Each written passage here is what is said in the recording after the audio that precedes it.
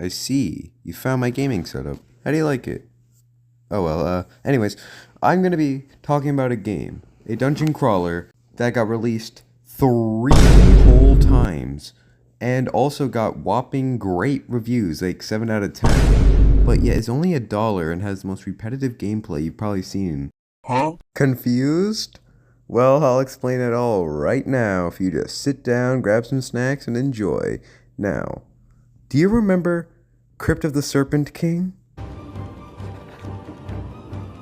Alright, now, I hate to sound harsh here, but despite the game saying, Ultra 4K HD Deluxe. whatever, it clearly is lacking in the visual department. This is going back to what I said earlier. This game got released 3 times. Once on the Xbox 360 indie games page, back then when they used to have indie games that people could make and put them on the Xbox store, but that got removed shortly after due to it being really crappy. And then it got released on Xbox One and PS4. Then it got released on the PS5 and Xbox Series X.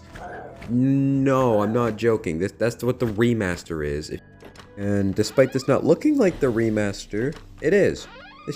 It may just be a texture upscale, meaning they just grabbed the textures and made them a higher quality. It's still technically better than the original, right? Well, yeah, but the game itself isn't that good. If you couldn't tell from the visuals, the game is kind of lacking in a lot of departments.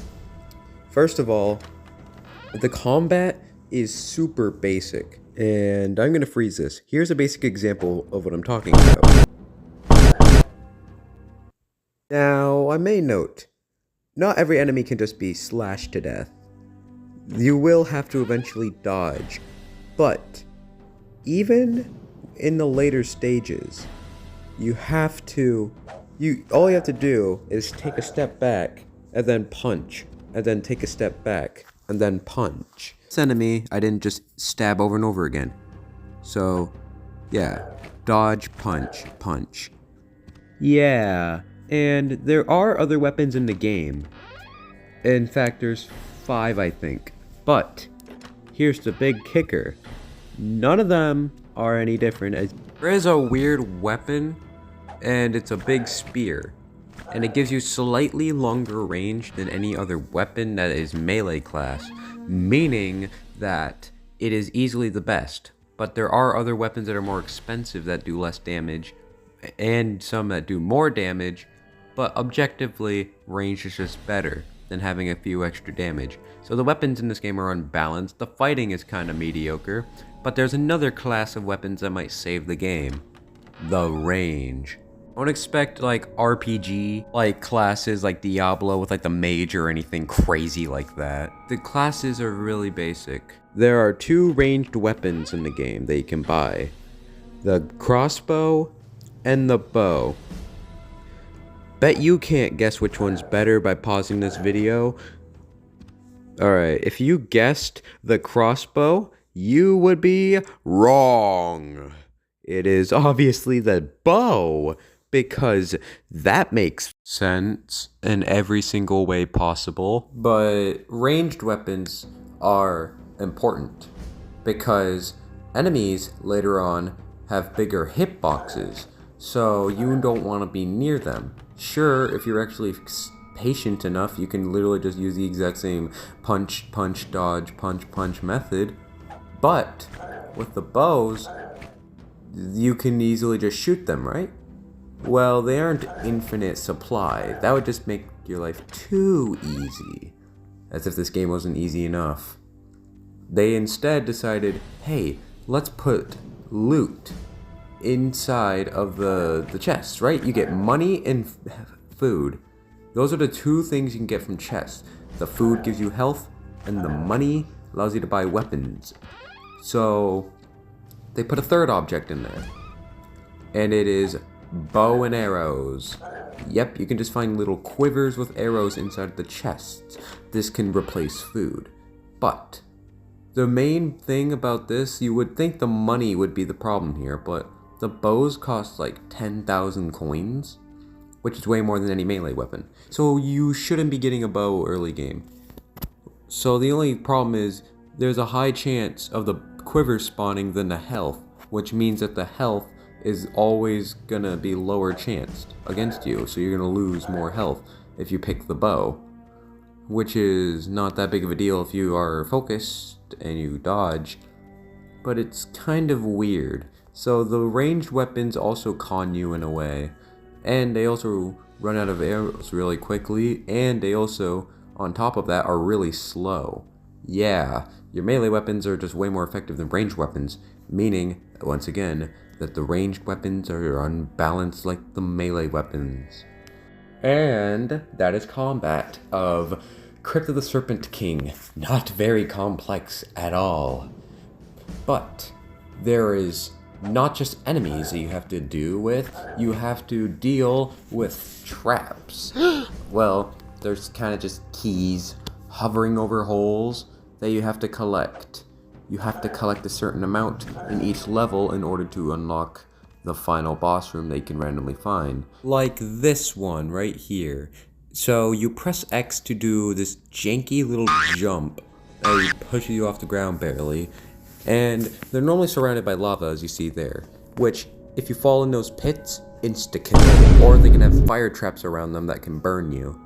And once you unlock everything, you can go down, and normally you can find boss rooms. They will have these 3 little lines indicating a cage on the map.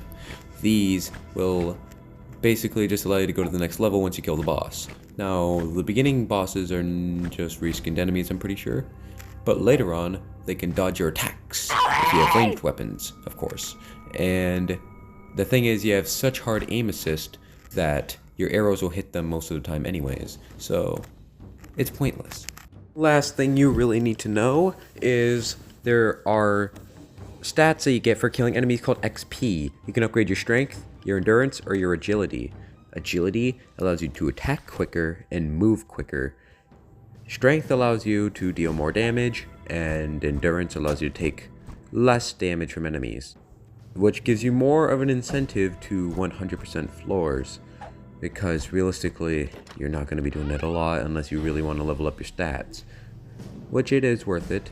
And the maximum amount of stats you can have per class is 10, so you can have 30 upgrade points total. Bam, you do all of this, rinse and repeat for 7 levels, and you get yourself a free platinum trophy and 7 gold trophies. Very, very, very easy win, right? Well, now that we discussed how the basics of the game works, I guess we can figure out what is up with the game in general itself. I mean, honestly, this game is not really the worst game. I actually enjoyed my time in this weird, sadistic kind of way. Like, I kind of just sat there and just doing this mindless button game this whole time, and I just did it. I just sat there for an hour just playing this game for no reason.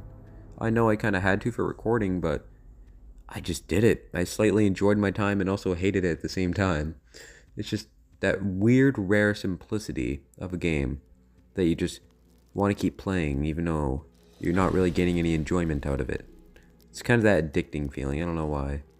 And also, not only is the game itself really just mediocre, not really that bad, but it's also on top of that completely like fine. Like the enemies work perfectly with no flaws and are very good at their job. Like completely. Yeah. Completely like fine. Like the enemies work perfectly. What the fuck? Maybe the enemies don't work the best, actually. Well, I mean, I played this game for almost 12 hours plus, and I haven't encountered any glitches yet. So at least the game's got that going for. What? What? What just happened? Did I just click to the floor with all the keys needed to escape? Nope, what the fuck?